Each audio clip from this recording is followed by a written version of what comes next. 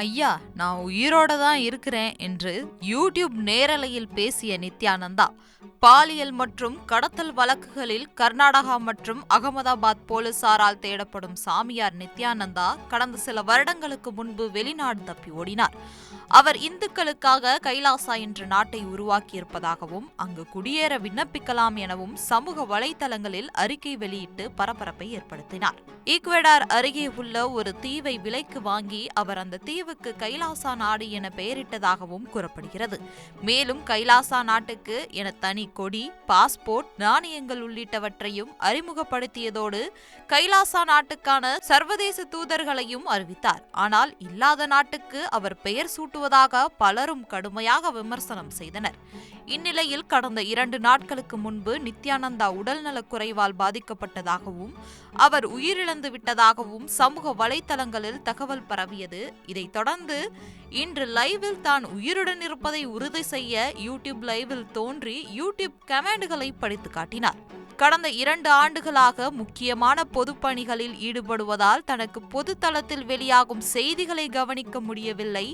முதல் spiritual AI மூலமாக சனாதனத்தை பற்றி பேசப் போகிறேன்.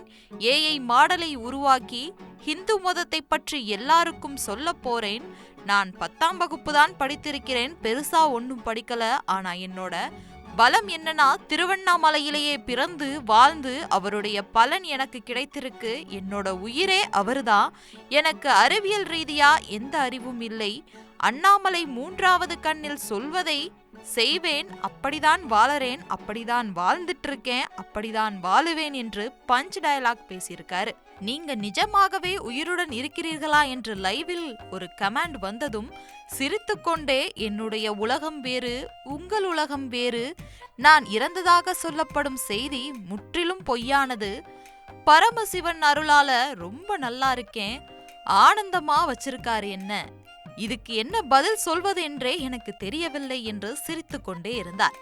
இன்னொரு கமெண்டில் நீங்க ரியலா இல்ல ஏஐயா என்று கேட்டதும், எப்பா இதை எப்படி நான் ப்ரூவ் பண்றது என்று சொல்லி சிரித்து நித்யானந்தா ஒரு பதிலை கூறியிருக்கிறார்.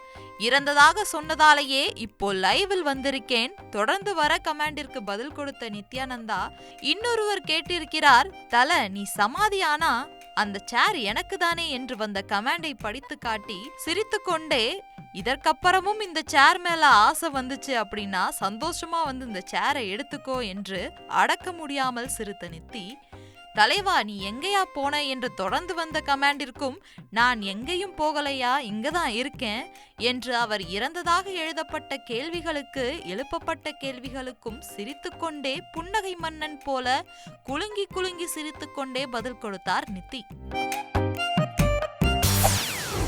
செய்திகளை உடனுக்குடன் தெரிந்து கொள்ள உடனே சப்ஸ்கிரைப் பண்ணுங்க.